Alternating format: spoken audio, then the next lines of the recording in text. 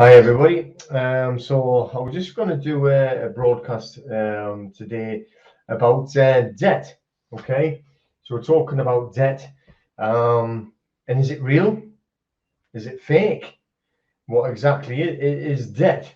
So on here, right?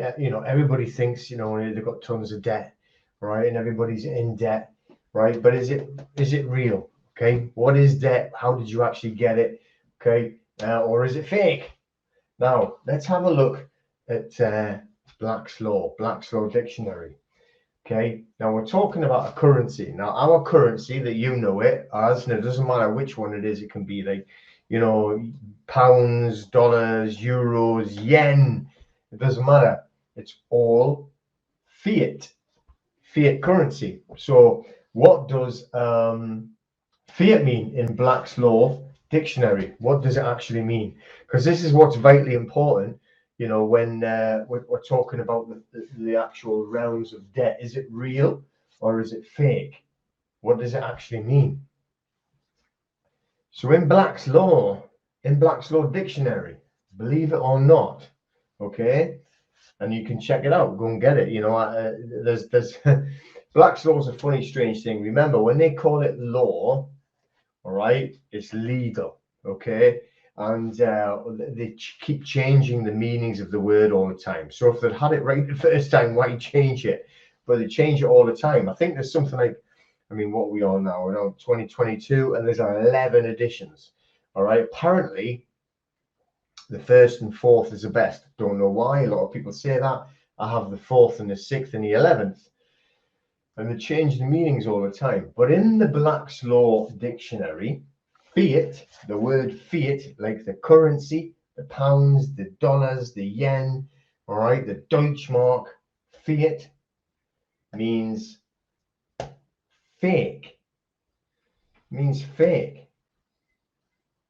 All right, money, it does not exist, or at least it doesn't exist in the way that you think it exists. And when you get the pound coins or in your pocket, or you got your wallet and you've got your money in your wallet, it's not money. It's not what you think you're doing. Okay, it's a very bit of a weird concept, but money does not exist. We'll continue. Now we're talking about value. That's really what it's about, value. Okay, so what is valuable? So we know that time is valuable. Time is really the only thing that's really valuable to us. Our time, our sweat equity, everything like that, that's really, really valuable. But apart from that, okay, so we're going to look at gold and silver. There's more other things, but you'll know that gold and silver, you'll have heard that from like the money markets and stuff like that. Now, gold and silver have been removed, like basically, but definitely since 1933 onwards. Even if it was done a little bit before in certain countries, blah blah blah, but it's all removed from the money system, right, completely since 1933 onwards. Even if there was some did it before, all right, but it's gone. It's removed from the system.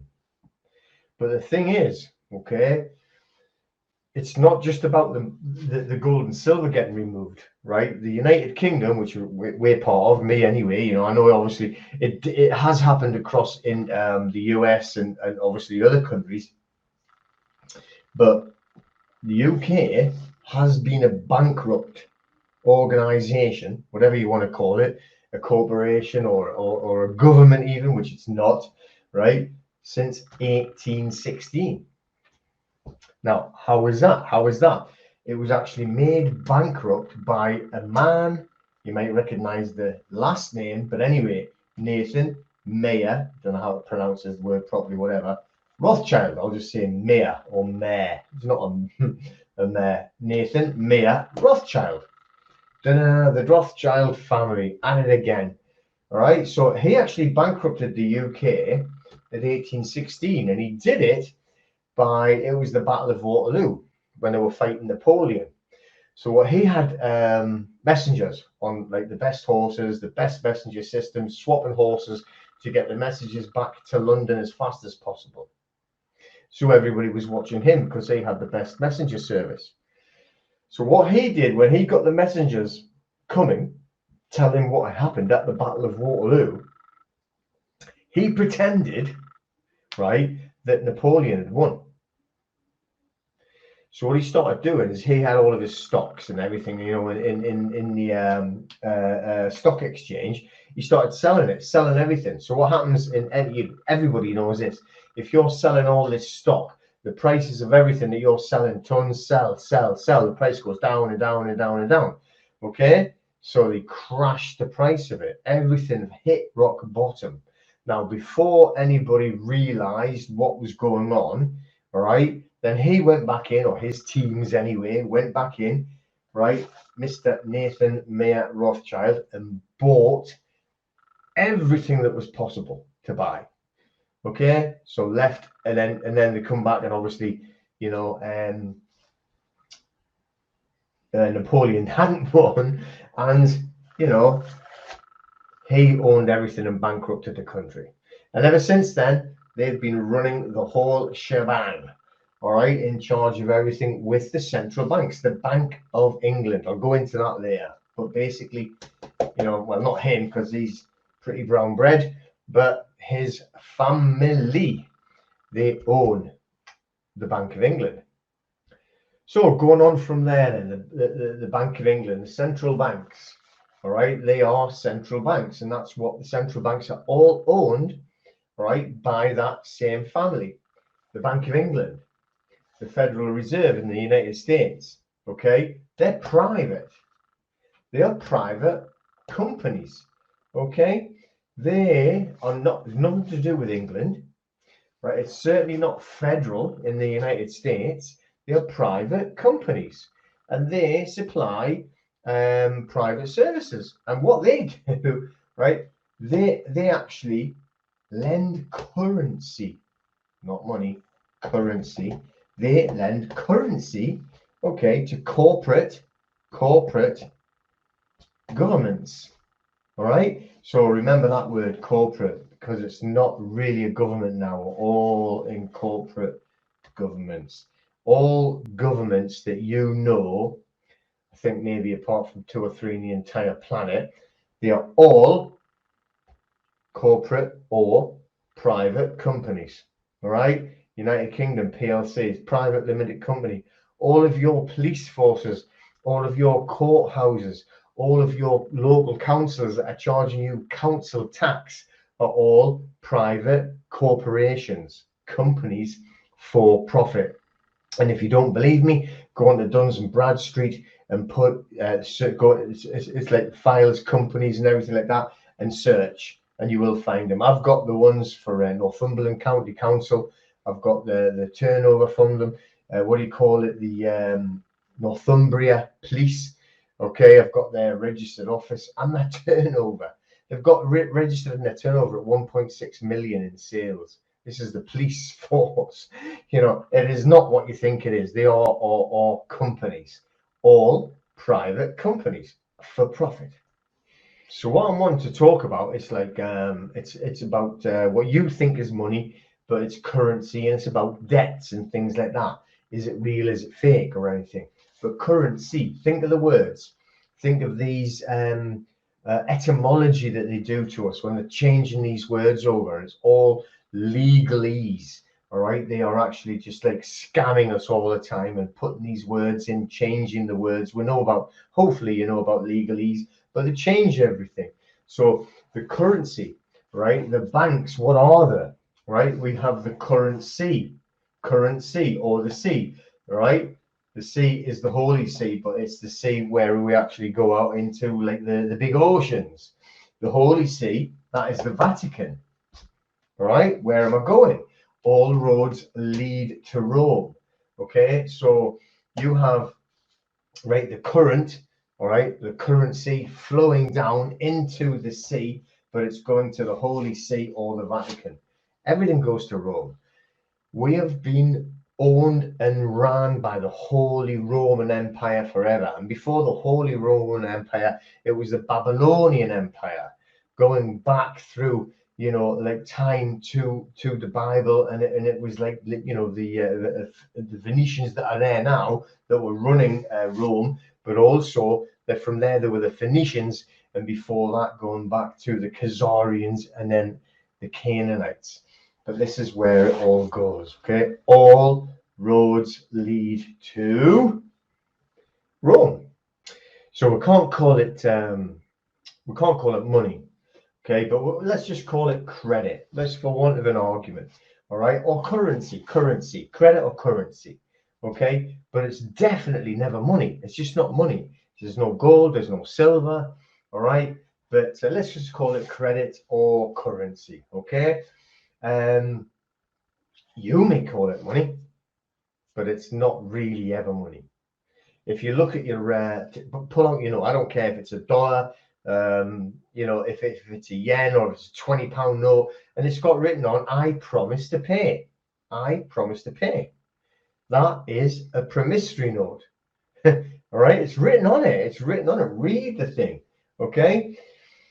How is this credit or currency or whatever you want to call it created? It's created through you, because you are the value, you are the energy, and everything is created through man, God, right? Well, a lot of people don't want to call it that now, but I mean, but everyone understands that word. But the creator created man, and then man was given dominion over everything else, and then man created society where we all live in a society, and then the society created a government so it could just like organize society.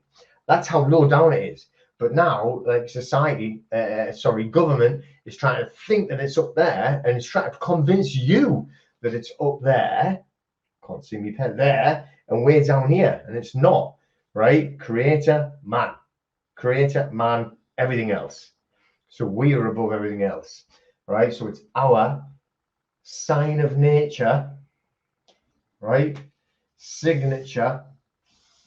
Right, what they call it, but it's the sign of nature. Look at it, our nature, right? So when we sign things, credit cards, well, we don't sign credit card slips anyway, but it's just an electronic version of it. You use your card, it's an electronic signature, so it still is, right? But you even for your mortgages, or your death pledge, right, and your personal loans or anything, personal finance, bank loans, you sign with it with your sign of nature, a signature, and you create what they call the credit or the currency that flows into the market. So what is it you actually sign? Well, you sign of nature, your sign of nature equals the promissory note. So your signature, sign of nature, I know, I was just messing, right? It's a promissory note that you're actually signing. Just say, for instance, you're going to go into a bank. So I want to lend £20,000, please. Can I come and get a £20,000 bank loan? I don't know, dollars, whatever, it doesn't matter. All right, so they get, yeah, blah, blah, blah. You go through the process, comes to it. Now you have to sign here, sir. Okay. So we're going to give them our sign of nature, signature. What you're signing, right? You think it's an application for some money. It's actually a promissory note. You are creating the note. You are creating the money. The same as that money that's in the wallet, the £20 note, £50 note, $100 bill. And it says, we promise to pay, I promise to pay, whatever. Promise to pay, promissory note, right? But you're also signing a power of attorney, The promissory note, let's just say it's 10 grand. You've given them your sign of nature. That £10,000 then you created by your energy. Then what the bank do, right? They deposit it. They deposit your promissory note that you created by your sign of nature, and they put it into their account. And then they transfer it to you. Transfer it to your credit account or your bank account, whatever it is, and they give it to you. All right. But you've also signed the power of attorney. right? Which you didn't even know about, and you never even know what you were signing anyway. You probably, I mean, you know, got this ridiculous small print. Who ever reads the small print? Boo. All right. So you don't read it, but you've signed it. You've created a promissory note, and you've also given them a power of attorney. What is a power of attorney? It's their authority to sell this promissory note, what they call a securitize it on the securities exchange, the stock exchange, same as how to sell you on your birth certificate. All right. And securitize the promissory note, okay, on there, and they do it up. Well, do you know what it is? They're supposed to do it on the Rothschild plan of the fractional banking system. They're supposed to do it an additional 9 times. So they're giving it to you. That's the first time they give it, and they do sell it to you because they ask for you to repay it. Repay. You can only repay or redo something that you've done already, right? So they're asking you to repay. All right. So then they actually securitize it or sell it, right, another 9 times. Okay. But right when that Lehman Brothers went down, and that was when I lost all my property, just like ended up with nothing, literally nothing. And that was 2007, maybe 8, but 7, I do think. They had done it something like 40 odd times. You know, I mean, still, you know, doing it once is bad, but they did it 40 odd times, right? Just so you know. Now, the reason why I'm doing this presentation is just because I want to just talk about unsecured loans. Unsecured, all right? Because I know you got loans for like mortgages, secured loans on property and stuff like that, but I'm not talking about that this time. This is only talking about an unsecured loan or a credit card or finance, personal finance, a bank loan. You know, you can get... there's loads of personal finance that you can do. Even catalogs or like buy clothes in shops on a card thing for a shop, anything like that. It's not tied to a property, all right? Unsecured. And I'm not talking about bills or an unpaid bill, you know, the way you get debt collectors. I'm just talking about financial institutions, one way or the other, that have done it on an unsecured loan, credit card, finance, whatever, okay? All right, just so you understand what we're talking about here. I'm talking about a very specific way of getting rid of things for you, helping you. What you should do with it? Stop paying it. Okay? I've just showed you it's not real. I've just showed you it's all fake. I've just showed you that they're lying to you and they're making fortunes off you anyway. They're asking you to repay something that's already been paid, right? So you know you do not owe anyone anything. True. The true words. Okay. So what happens when you stop paying? Just say it's a bank loan. Just say it's for that, for instance. Say, let's just say Lloyd's Bank. Maybe, I think everyone will know them. All right. So they'll give you a couple of months, and if you ignore them completely, eventually they're going to go, to hell with it. Let's go. We're going to close your account. And they do. They close the account. What happens when they close the account then? If they close the account doesn't exist anymore. So you don't owe anything to them. You don't owe anything anyway, but now they're actually admitting it. But the problem is what they do, you see, they do a few different things, but what they also first do is that they write off that. And this is because what they are is they are a targeted business. It's for profit, right? So they'll have a monthly target, a quarterly target, blah, blah, blah. And they'll say, we need more profit, we need more profit. So they'll write off, if you're not paying, they'll write it off to tax. That is a profit. They'll write it off to tax. Close it, write it off to tax. We're not going to pay tax on that. They never pay tax anyway. It's us, the mugs that pay. Well, not me.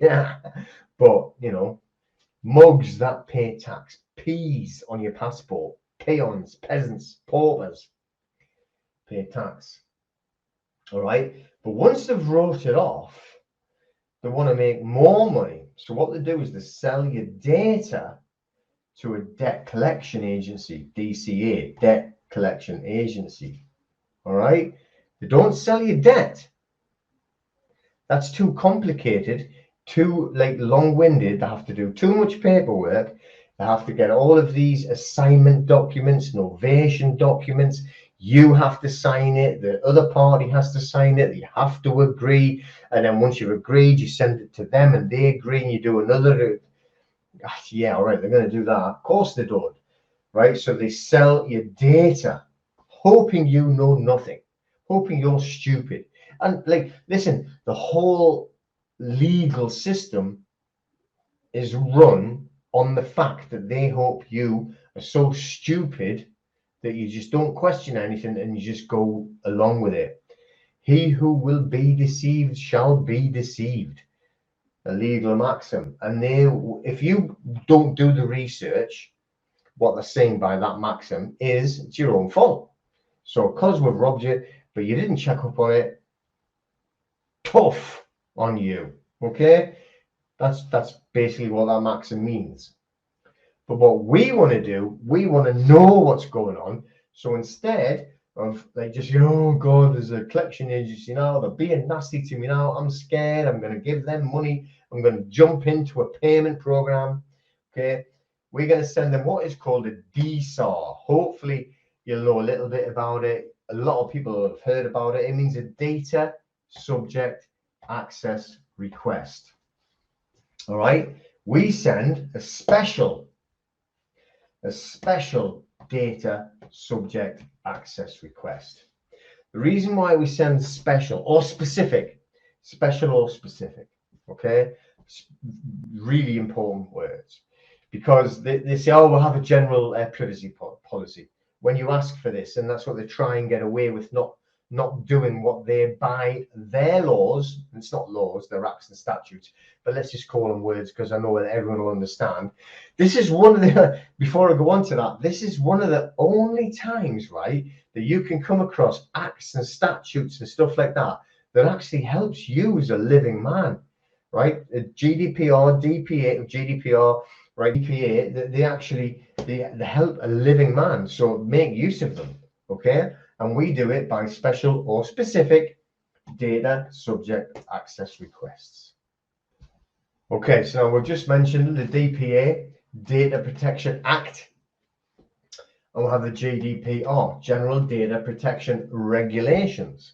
Like we said, you know, I mean, this is one of the times when it's actually helping you. Very rarely, I think it's brilliant, but like, you know, very rarely do they ever do acts or statutes that protect the man, but these do. So we've got to use them to, like, you know, sort it out. And another one that we can throw in the mix when we're dealing with these debt collection agencies, because they always try this, especially if you've got like a bank loan, personal finance, or credit cards. For whatever reason, you know, they've done this system, and it's all done under the Law of Property Act 1925, because any debt has a deed, and a deed has property. Property has a deed. Okay, so that's why, and it comes under there, and it can be used against you if you don't know. And they always say that, oh yeah, but I can't say this, I can't say that because of the Property Act 1925. Learn the sections, learn the numbers, and then you can tell them a little bit more about it, right? And they'll understand you know something, and you'll understand that they are bullshitting you. All right, so you know what we do is we actually forget about the money. I don't care if it's like £500 to £50,000 or whatever, or £500,000, makes no difference. It's all about the acts and statutes and data. We beat them on data. And what they've done is they've broken the regulations, the acts and statutes, which is a criminal offence. A criminal offence, it actually states it. I'll go over that later. All right, so we have the Law of Property Act that I was saying to you before, 1925, on section 136, part 1, okay? On section 53, part 1. This is when you do what's called the Dsar, the Data Subject Access Request, and you're sending them a letter saying, tell me this now. You want to include this stuff in there, okay? Because they think you're stupid. They think you know something. We're telling them, we know you're lying. We know you're screwing us over. So we're telling you how you're screwing us over and how you're not going to do it. Okay, and you have to use these words: no special or specific reason or consent to have the data of us, of we, right? So what you don't do is you don't go you never say the word. Well, I'll show you that later, but you make it plural, but it's like we or us, data of, no, not we, us, data of us. Okay, you don't say you don't call people you don't say you. All right, I'll show that later. All right, but like the law of protection 1925 section 1361 53(1), these are important words because they'll always say, oh, my general privacy agreement means I don't have to tell you anything. A lie. Special, specific reason or consent, because it's your consent to have my data, right? Or have the data of us. Okay, they're not allowed to have it unless there's a special or specific reason. Now here's a good one. Okay, this comes under the Data Protection Act, Article 82. You've got to remember these articles, you see. This is how you've got to do the research and find these things out. Stress. Okay, now under DPA Article 82, if they're causing you stress by sending you these things, then you can actually request compensation. You are entitled under the Data Protection Act, Article 82. You are entitled to compensation from that company if they are causing undue stress by sending you those letters, because you've got no contract and they're dealing with the data revive. I'm going to go over the contract in a little bit. Okay, so very interesting, that one. Okay, and also, right, you telling them, right, you should not be writing to me anyway, because under, right, DPA article, section 168, they have no consent or authority to be talking to you, writing to you, hassling you, or doing anything to you. They should not be doing anything communication wise with you because of this, right? On this one, get your compensation, and they shouldn't be doing it. Section 168 of the DPA, no consent or authority. These are all protections put in place for you. So make sure you learn them, use them, and get your DSARs, or data subject access requests, or Dsars, some people call them. Get them done using these things. Don't just write a silly one. And you know, a lot of times what they do is when they write back, right, you got to remember that to set up a debt company to collect debts off people, knowing it's all fake, you know, you've got to be a certain type of person. And that's not going to be a very good person. Now, I'm saying person on purpose, all right? I'm not saying man and woman, because we're over there, man and woman. Over there, all right? Persons are over there, and that's them. But, you know, and there'll be a person, and there'll be a person, and there'll be a person, and there'll be a person. They're the person down there, okay? And that's the ones that will set up these types of companies, all right? So this is what we have to tell them. Right, you might be that type of person, but you're not going to mess with us, because we know that you're breaking your own regulations. Now, the GDPR, okay, that is something you also want to put in as well as the DPA, all right? So on the articles, but no, don't just say GDPR, oh, under the General Data Protection Regulations, blah.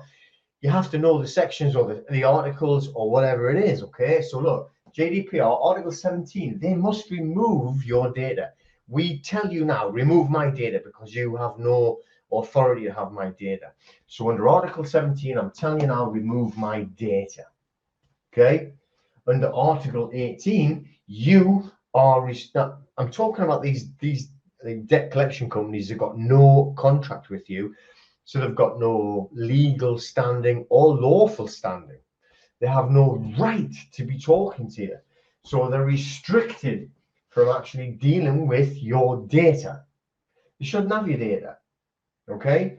So 17, under Article 17, you tell them to remove it. Under Article 18, you tell them that they are restricted from having your data. And under Article 21, you're actually telling them that you object to them. You officially object to them having your data as well. So stop sending me any correspondence because we're objecting, you're restricted, remove our data. So one of the biggest reasons that you can actually say all of this, not just about the data, is because they have no contract with us. I mean, you use that word us, right? Use the word us. Don't use the word you, like as in you eat of a sheep, easily led and killed and fed to people who eat meat. All right, no contract. They haven't got a contract with us because they've never had a contract ever. All right, they have no right to be talking to you. So why are they talking to you? Put a stop to it now. Get them Dsars in. Do it with like you've got the power. You were it, right? They haven't got any right to be talking to you. Get rid of them. Dsars on there. No contract. Shut your mouth. Now then. Watch these stupid replies that do come in, right? And it sends loads of weird and wonderful replies. But we tell them as well, right, that it is a criminal offence. And it is a criminal offence. You're talking about their world, not ours, okay, because they're using the acts and statutes, and it's a criminal offence, not a crime. You see, that's when it comes into real law. But on theirs, right, it's a criminal offence to block or conceal any of your data. That's under Section 173, Part 3 of the Data Protection Act. You've got to know these things. Make note all of this down when I'm telling you. This is a brilliant information video. So make notes of that. And you tell them. So because what they do is, for instance, you're going to ask for the Dsar. I've had tons of them, and they'll send it back because I help other people. They send it back and they say, "Oh, we're not allowed to tell you what information is on there because it's sensitive, because it's got other people's data on." Which is just BS, complete bullshit, because they can actually redact it. So put everyone else's information blacked out and just have your information there. But they try and use it as an excuse, you see. Okay. So what we do, right? We'll have to give them the time. And this is all under articles of the GDPR. And they have one calendar month, and they do say the word calendar. So they've got one calendar month to answer all of our questions, and that comes under Article 12 of the GDPR 2018. See, so what you don't want to be doing is saying, "Oh, under GDPR," because I know a lot of people do, and they throw it out, "Under GDPR, you have to do this."